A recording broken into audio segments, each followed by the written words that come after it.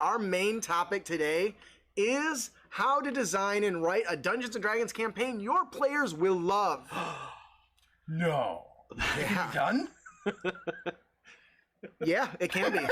Unfortunately, not everyone can do it. I would like to take a second to say that this episode is sponsored by our product, Memorable Monsters. If you love Dungeons & Dragons and you love monster books, then you need to check out Memorable Monsters. You can find it at critacademy.com or on DriveThruRPG. We believe monsters are more than stat blocks, and when we designed Memorable Monsters, we gave them fleshed out backstories, different uses for them, whether it's a merchant, an ally, an NPC for like a servant or a quest giver. So many options, as well as ideals, bonds, and flaws. Monsters are just awesome and should have just as much information and backstory as the player characters. So consider checking that out if you're looking for an awesome, good, big, bad, or interesting NPC for your stories and campaigns. Now, all right, you guys, how do you write a D&D campaign? With a pencil and paper. With the DMG and a D20. Yeah, your mic's over here. With a DMG and a D20. Yes, that's certainly a start. We know that everyone wants to be a dungeon master, but writing a Dungeons & Dragons campaign can really be intimidating, don't you think? Yes. It is a lot of work. As a longtime players and game designers, we want to share with you our tips for ensuring your adventure is fun, not just for you, not just for the players, but for everyone. So the hope is that by the end of this, you will be writing adventures that your players will be talking about for years. And if you already are one of those players and DMs that runs a campaign that's like this, please, in the comments, share with us your tips, your tricks, things you've learned over the years that we might have missed or maybe we ran out of time and didn't include. Yep. With that, Brandon, what is step one? Step one is developing a campaign premise. As in, what do you want this campaign to be about? What do you want the flow around? It could be about a past war. It could be about this asteroid that has some sort of radiation that crashes into the world and it's creating some sort of effect with the creatures around the world. It could be whatever you want it to be. Right? That's some good stuff there. Yeah. No, that's really good. The campaign premise is basically a summary of what it is you want to happen, right? Yep. We've broken this down to a few bullet points that we think will really help this. Ian, do you want to get us started off with the first one? First and foremost, where does the campaign take place? What's the world like? This is a big starting point, don't you think? Yeah. You need a setting. Yeah, there's a completely different experience between starting in Faerun versus starting in Eberron versus starting in Ravnica or the current modern era. You know, all those settings, they're locations, and they determine how the world functions around the characters. So that's really the first thing you need to design. Now, we're not saying that it has to be super huge, and we'll talk about that later. You can start small, just saying it's taking place in this setting, and start off somewhere off-grid, you know? The next thing you want to touch on is what problem is present that must be solved. What is your call to action? Brandon, do you have any examples of something like that? Yes, there's a campaign I was doing for some players a little bit ago. It was completely off the top of my head, and the primary issue was that demons were starting to take over the world.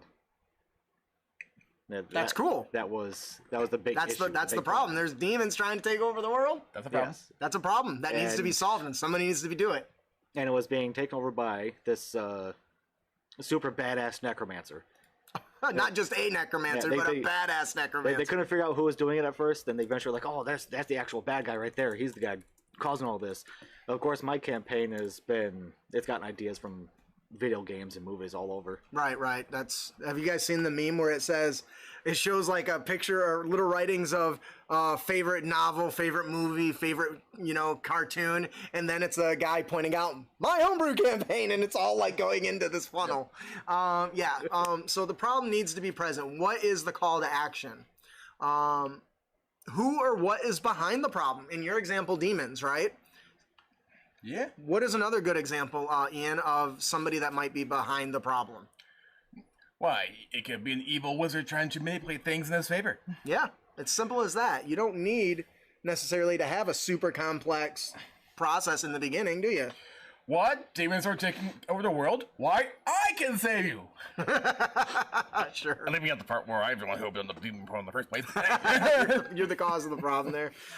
So when we talk about who or what is behind, this is the big enemy, big bad enemy. Maybe it's a single person, maybe it's a group, sinister organization, cultist, what have you. Brandon, what's the next one?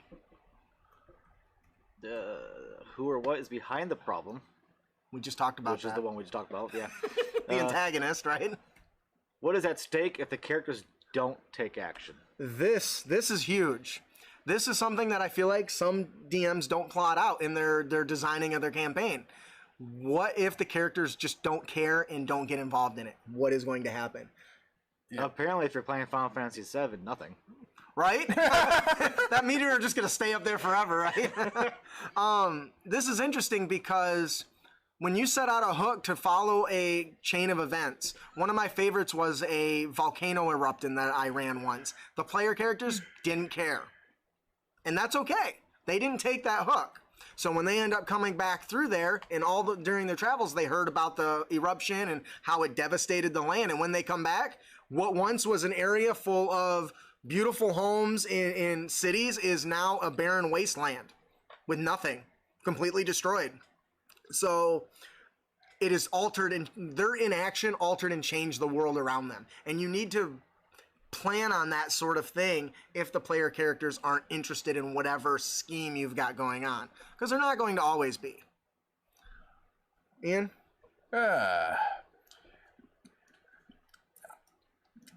I just lost some thought right now. In the fact that like my current, I think it's Tuesday now, game that I'm running. I ran Princess of the Apocalypse, but it's not the best organized book. No, it's very sandboxy.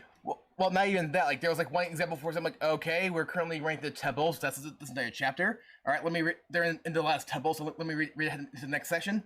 Very opening paragraph. When you defeat yay amount of temples, here's what should be happening as this goes along. I'm like, this would be good to know in the last chapter.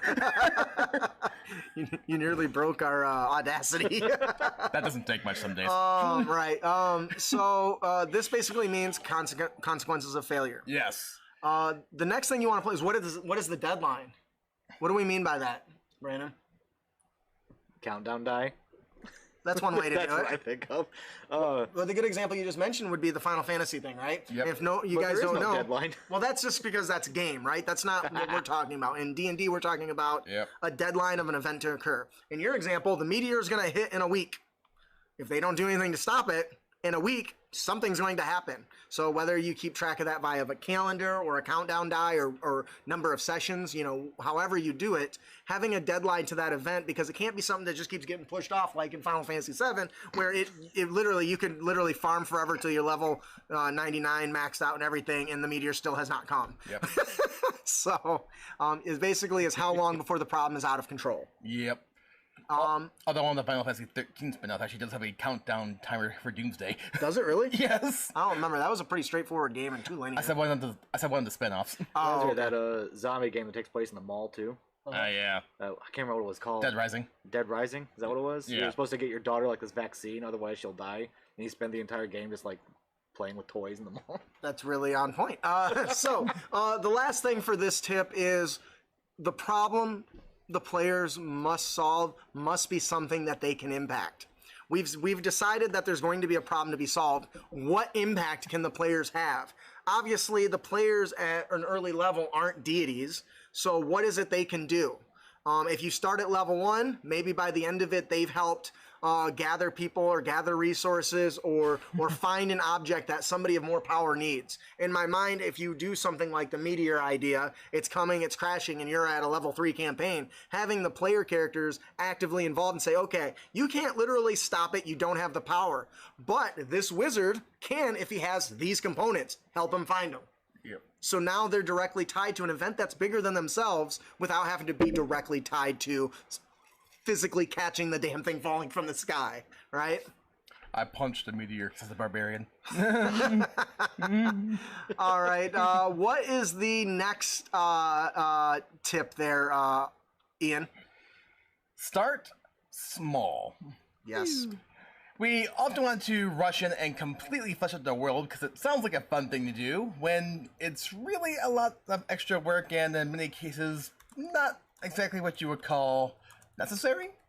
While you can plan out every single detail, it takes time, which you don't always have, and you can use that time to invest in the characters and what they are actually doing.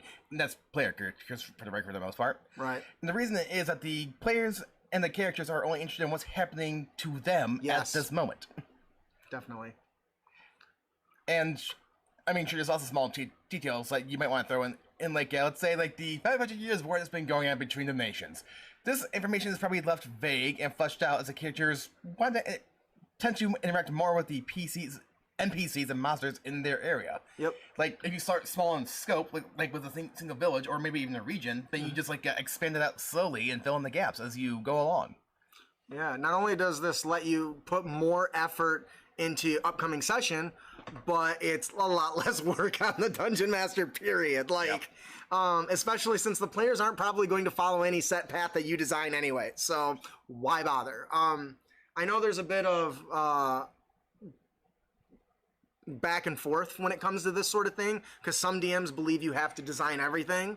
I don't think that's necessary, because you can just do it as you go, and because of that, you can give a little bit more of the power of creation and the world building to the players, because they're going to tell you what they want. They're going to say, oh, I'm interested in that pillar of smoke in the distance. I'm not interested in that pillar of smoke in the distance. And so if you just say some tribe is over here burning down, getting burned down, that's all you need. And if they follow it, great, you flesh it out after that, right? Or they even give you help on what you need next. Like, oh, I sure hope there isn't a basilisk in this basement. Like there is now. There wasn't. And this is something that I think is important, because we tend to want to try to deal with all of the conflicts and everything that's going on. One thing I used to write out really detailed political intrigue sign. Okay, this country's at war with this country. This person's in charge. This one stole this person's spouse or whatever. Instead, it's the Fire Nation hates everybody. The Earth Nation is kind of just secluded. The Hair Nation has been decimated. You don't, one sentence, two sentences, all you really need. So start small and then flesh it out as needed as the players show interest in it, right? Brandon, would you like to tell us about rule number 3? Rule number 3 is the rule of 3. And what was that? That was having 3 hooks for your players. You should have at least 3 hooks when you start off. That way, they don't feel like they're being railroaded in certain ways. It's a good way to put it. Yeah.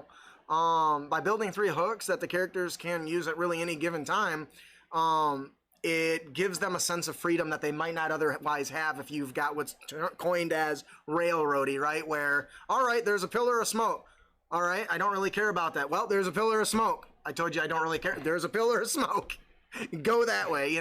People don't like being forced. But by following the rule of 3 options right from the beginning seems to be a perfect balance to keep the players intrigued and invested without really overwhelming them and, leaving them in analysis paralysis, right? Does that ever happen where you had so many options you really didn't know which one to take? Yeah. Like, the campaign I was running, it wasn't rule of 3. There was a lot more. Mm-hmm. What I wanted to do was drop a job board at their inn, because they didn't know what they're going to do next. They didn't know where the big bad or where to go next was. It's like, oh, there's a job board over here if you guys want to take a look. And there was a few that I threw down, like, oh, this person had some belongings stolen. Could you retrieve them? Mm-hmm. Or there's this. There was one that pertained to one of the characters' backstories that was supposed to catch their attention.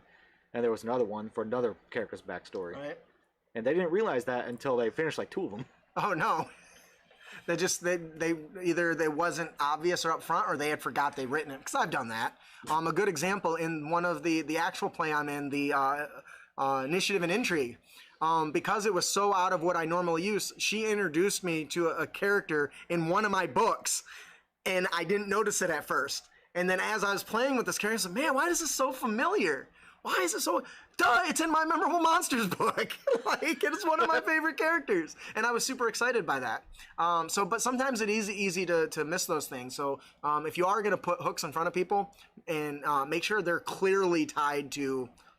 If they're tied to backstory, make sure it's clear. Tell them, oh, you know this from your, the fact you were a soldier or something. So. Well, I know I used this example before, but I've seen times where a GM basically had like a fortune teller show up and gave a foretelling of doom to one of the players, and the player went, yeah, whatever, and walked away.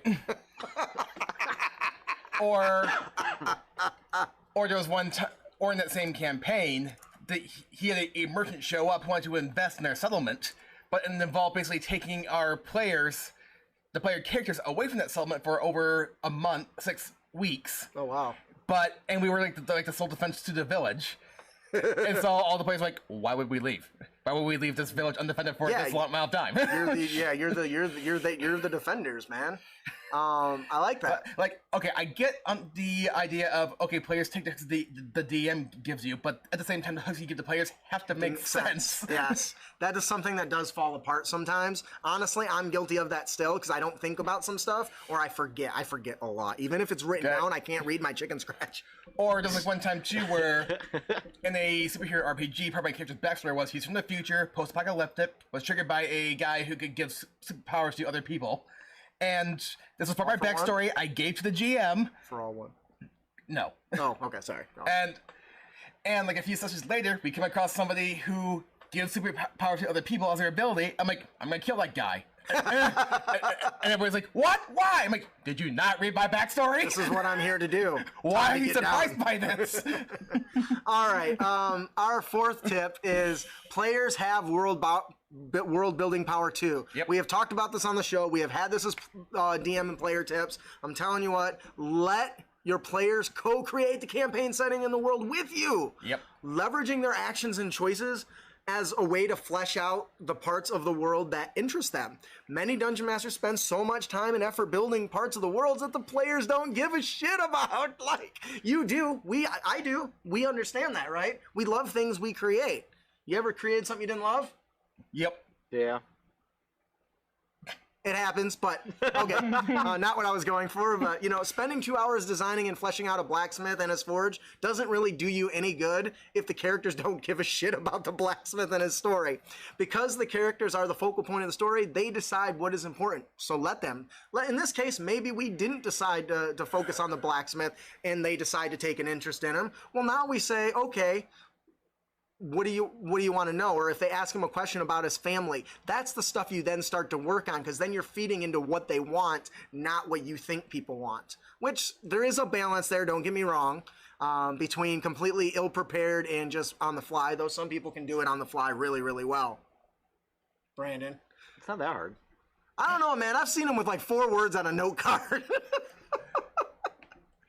So anyways, one of the pitfalls DMs tend to make is that if the characters don't take interest in something and they don't care about what the DM cares about, they tend to push the characters in a direction against their will. And honestly, this can lead to players angry, upset, and stressed. And we don't want to do both sides, not just the DM, but also the player, right? So when a player character takes interest in something, toss in the proverbial ball into their court. For example, if the character wants to ask around town about the location of an alchemist shop, ask them to describe the NPC they approach. You don't have to have that designed in advance, right? Not only just the physical traits such as race or outfit and hair color, but what was the NPC doing when you approached? What did you see them doing? It's okay to give this to them because not only does it put the ball in their court, but they'll remember that NPC in far greater detail because they made it. Yep. It gets them invested in the story. So consider this as the world building power of the players. They can help take so much weight off your shoulders as a dungeon master. And honestly, they'll remember that stuff a lot better because they're involved. So I can just picture it now. Players walking to a magic shop. It's like, okay, what's the shop like? What do you see? What safety measures does the shopkeeper have in place for adventurers just walking in and taking their stuff? I like that. Oh yeah, and by the way, there is a jar there with a nice golden necklace I'm gonna swipe. sleight of hand check. It's fake gold too, by the way. Brandon, what is the next tip we're going to discuss? Prepared encounters. Yes. Yes. Making sure that you have encounters prepared specifically. You muffle when you do this. Is somebody got a dick in my mouth? I don't. God, I have a comment I want to say, but I'm gonna be good. Shut the fuck up. I'm gonna be good. Prepare encounters. It's having encounters prepared specifically for what's going on around the players. Like if they know that they've heard rumors of what was it right that rust monsters are attacking in a local area, and you decide to make an encounter, there better be rust monsters in that encounter. Right. I know this sounds like a small thing. But just having something prepared, you don't want to pop up, have to start going through your book and scrounging for all the stuff you need to run the encounter. If you've set out a hook that says there's rust monsters, make sure you have one prepared for the hook you made. Some people don't do that. They'll throw out a hook but not have anything prepared, so you lose a half hour of game time while the DM goes, draws the map, gets the monsters, sets up the board, all that stuff. If you've got all that stuff ready to go, it takes, minutes as opposed to a ridiculous amount of time, and we've all been in that game where that happens. Yep. And this isn't just monsters. This is traps and little clues of lore and exploration opportunities. I would like to point some out I just saw about Ian's stealing stuff from a shop. Yeah. William Washburn right there. Glyphs of warding that trigger when someone tries to run off with stolen goods. That's such a cool idea. I'm Justin Hanlon, and I approve this message. You steal something, you try to run out, all of a sudden you just turn into a block of ice and fall over. Right. Ian, would you like to tell us about defining the ending? All right. Well, defining the ending, like one thing that happens is that DMs don't necessarily set an endpoint or for any of the game. Anything. That means the story can go on indefinitely, which is not necessarily a bad thing because stuff might just keep happening that you can work off of. But it's not necessarily a bad thing. Just have something there at the finish line at the end of the day. And sometimes having an arc means there's a some of accomplishment for the characters when they have a beginning, middle, and end to that particular adventure. Yep. And when you do so, keep in mind that you need to be flexible during the campaign. Deciding on an ending is one thing, but having tracks the players can follow is another. And obviously, people don't like railroading too much, but some people are kind of vocal about more than others. Yep. You don't always think there's going to be some on some level, but Yep. but there are some tables that do like it, and sometimes it's always just good to leave it open for how the players can get there, or don't be afraid to rearrange events or encounters that still allow the flow to continue, not wasting the material you prepped. More importantly, yes. And the best way to think of this, as like with the story's villain, what could change their plans, if at all, based on what the characters do. Yeah, having that stuff written out and having exit strategies and stuff for the end of the story and the campaigns pretty important, because you need to have that sense of accomplishment in progress, right? If you're fighting, you're chasing this person and it's an indefinite chase, that's not as fun as capturing him, interrogating him a little bit, and then him getting away and the chase continues. There are ways to end a story arc but still continue the story. Does that make sense? Yep. In my head, it makes sense. I don't know if it came out that way. So if you listen to your players during their talking and their chats, they may even give you some good ideas to pull from of kind of some directions they're going to go and that they would like to see. A popular one I have seen is, man, wouldn't it be awesome if, we found a secret door into the mansion? Okay, there's now a secret door into the mansion. That may be 3-4 sessions from now, and they may forget all about it. But I'll tell you what, if they decide to ask about it, they're like, I knew it! And that's going to be a sense of accomplishment there. But in the end, that also means that is a potential out for the boss. So if they end up fighting and the boss needs to retreat, there is now a secret path for them to get out of. And if the player didn't discover it, now they're like, damn it, I knew that. Putting a start, middle, and end, even if you're going to run a big campaign and there's small, sub-arcs maybe, it definitely gives a sense of completion and moving forward. It also gives you a great opportunity and an endpoint to try some other stuff after the fact. Hey, we finished this arc. Do you guys want to play a couple one-shots of other characters? So there's a lot good in that. Brandon, do you have anything to add to that? No, for game endings? Yeah. Not really, no. I mean, I got an ending for my campaign. I don't think I'm ever going to get to it, but it's just... such an awesome thing. Yep. Yeah. All right. Would you like to tell us about number 7, request next steps? Just read that. At the end of each session, you can ensure your writing and preparations are in line with what the characters will do when they return to the table. How do we do this, you ask? How do we prepare the unpredictable? Easy. We ask the players. Yeah, once again, let's revisit the rule of 3. By the end of the session, the players kind of have an idea what direction they're going to want to follow moving forward. So ask them, what is it? And use that as a basis for your next rule of 3 hooks, as well as your prepared encounters. Now that they have told you what they want to do, you can easily develop options and story encounters based around the actions they've said they're going to do. Imagine how much easier it is, instead of guessing what the players are going to do, actually doing, just knowing. Like, I know it seems like a real mind F, but it really makes a huge difference. This means that building the encounters and events that they want, not only what you think they want. Thus, the story will be captivating and engaging for the players and characters. God, I love that. So, number 8 is lean into tropes. Dear God, you guys. There is a reason that many adventures start in a tavern, or dwarves are expected to get tanked whenever they visit a tavern. These are classic tropes that have been part of storytelling for generations. Now, the reason they've been around for so long is because they work. Players, readers, moviegoers alike love tropes. Can they be overdone? Sure. Anything done too much is overdone. But it doesn't mean you can't have them in your stories and campaigns. You want to add anything to that? Yeah.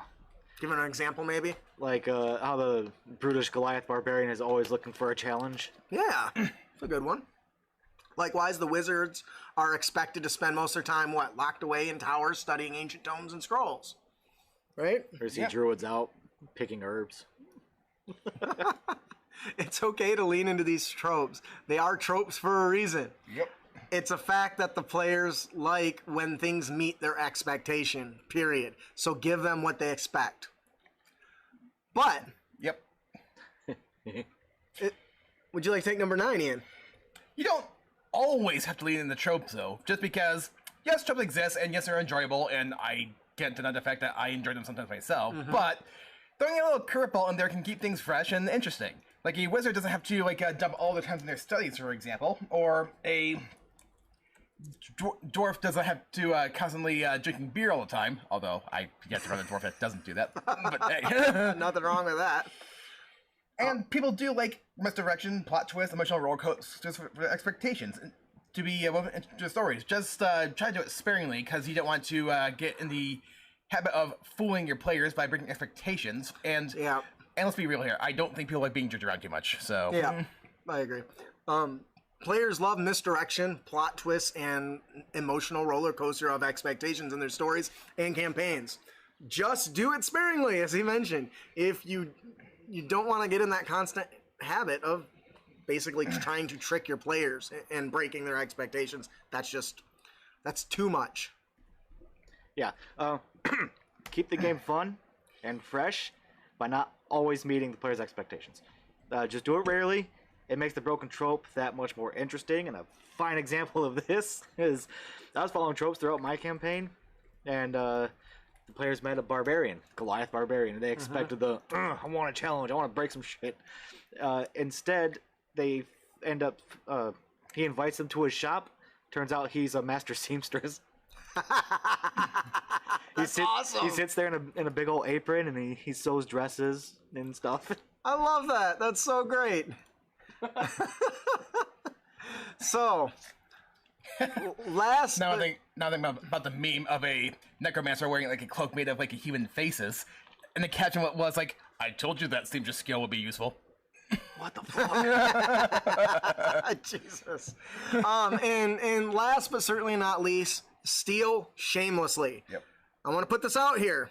Do not steal stuff to publish or anything like that. Nope. That's bad. Yep, don't do that. I'm a huge fan of Brandon Sanderson, arguably one of the best fantasy authors of our time.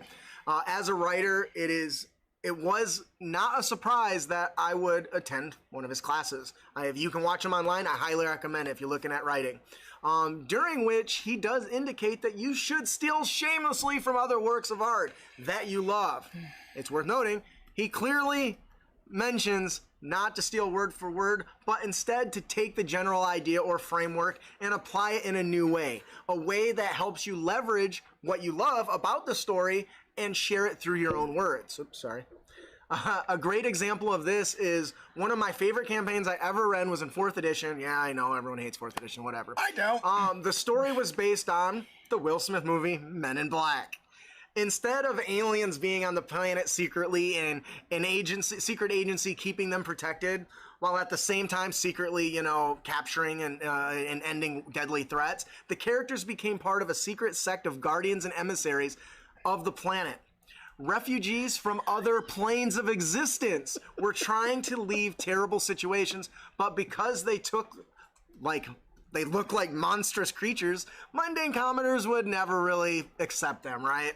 So the sect was created to help provide housing, lifestyles, and comfortable living situations on the material realm, all the while keeping it secret. Modify memory, anyone? This is the same story, just told in a different way. The story was great, leading to a variety of different play styles and hunting down and invading hostile creatures, collecting rare and powerful alien artifacts, many amazing stories that have been told, very few which are unique. Looking at you, Disney. Yep. You know, all of Disney's stories were not started by Disney, just so you know. Yeah. Most of them. And I think it said there's, at most 7 types of stories? Yes, there's Yep. a different variation of core them. 5 to 10 story archetypes, and they all follow a certain kind of outline. Anyways, so the way we present the story and the setting that it takes place in makes it unique, without needing to delve in the complexities of being a master author like Brandon Sanderson. Yep. But point being, steal shamelessly, steal often. And honestly, this can go beyond adventures, which can also include magical items, plot, and just reflavoring alone can make this go a really long way. I mean, That's for me. Yeah. I mean, how many times have I pitched the idea of, let's make some Berserker armor? Yes. Which, of course, is from Berserk. Yes. I love Berserk armor. I love Berserk sword too, or Guts' sword. Berserk, that's not his name. Also, if you are interested in trying Brandon Sanderson's work, I highly recommend the Storyline Archives. You can get a Audible bundle, not an Audible, a 3-piece book bundle at our blog at critacademy.com for this episode. There's a link there that'll the series will just take you and knock you on your ass. I promise. You will never fall in love with a character quite like Kaladin Stormblessed. I promise you won't regret it. Now, life before death, strength before weakness, journey before destination, my friends. With that, is there anything else you guys want to touch on before we move on to our owner tips and tricks?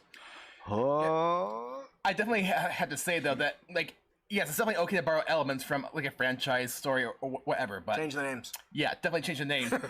Because, Avatar, the Last Lancer. I'm looking at you. there's one Starfighter in the campaign, for example, I was definitely enjoying, but I started to notice very quickly, wait a second, these guys are basically the Tau, from the Tau faction. Because they did not change it of the proper nouns or the names.